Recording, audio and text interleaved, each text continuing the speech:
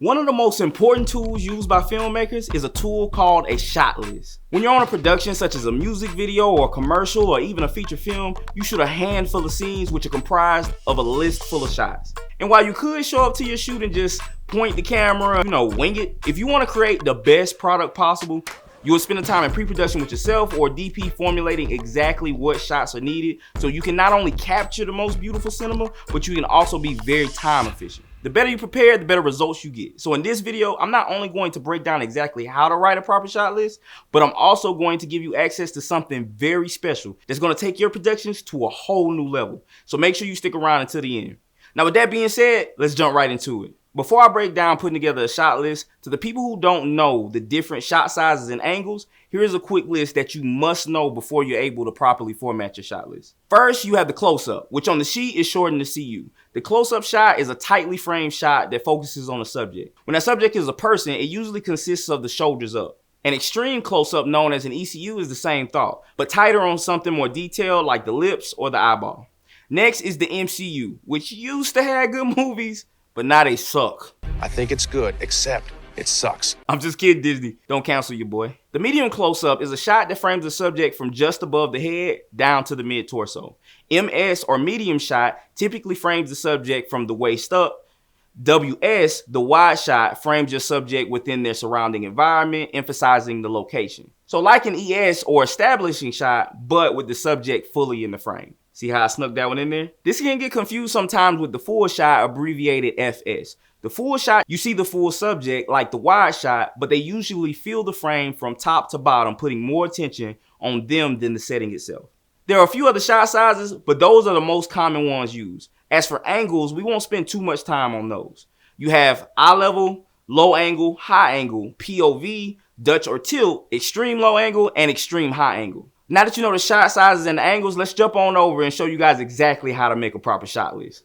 All right, so for this example here, I have drawn out your traditional shot list with all of your different columns and what would be rows as well as you have like your different shots. So your shots are going to run down vertically, horizontally. You have all of these details that define that shot. All right, so here you got your setup.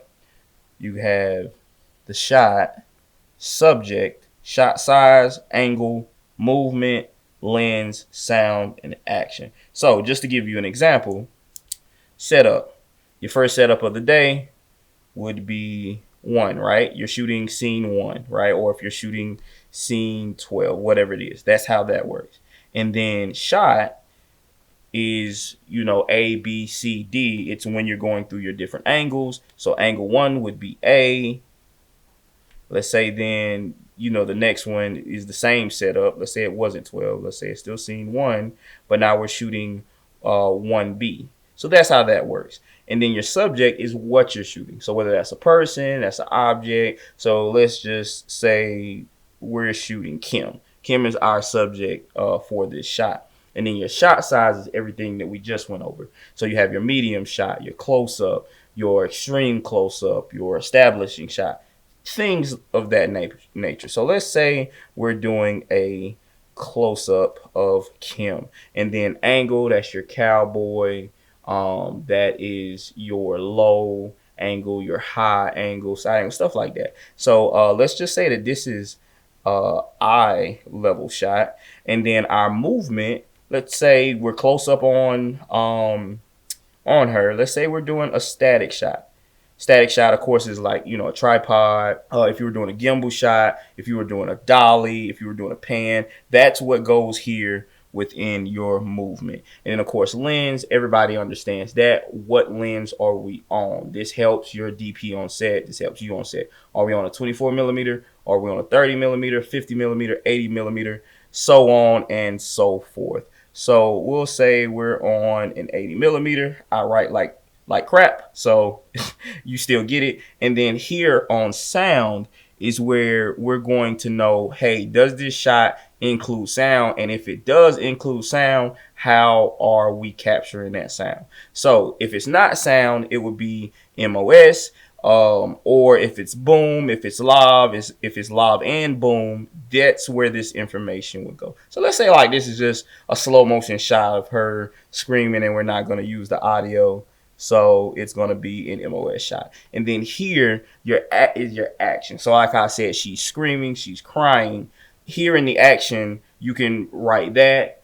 Hey, Kim is screaming, Kim is crying for her loved one. Or you can write the action of the camera movement if you were doing something like a dolly push. So if this was dolly, you could say camera pushes in on Kim as she screams in agony or screams from pain.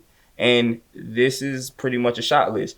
You can write one out like this, but I mean that would take a long time to create the columns, rows, and then you'd have to make copies. The way most people do it is they use something like Numbers or Google Docs to create a spreadsheet. You create a spreadsheet. This is the information that you include.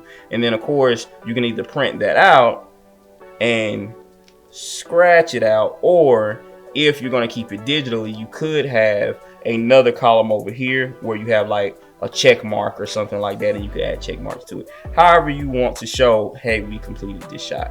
And that's pretty much it. Or is it? Remember, I promised you something very special that will help take your productions to a whole new level. Well, I'm about to tell you exactly what it is. But before that, if you've been enjoying this content and would love to see more, hit that subscribe button as well as the notification bell so you can stay up to date with my upcoming content. It helps me to continue to make videos like these. Now that that's out the way, while I did show you today how to make a proper shot list, there are hundreds of other pre-production tools out there that you need access to make your productions as successful as it possibly can be.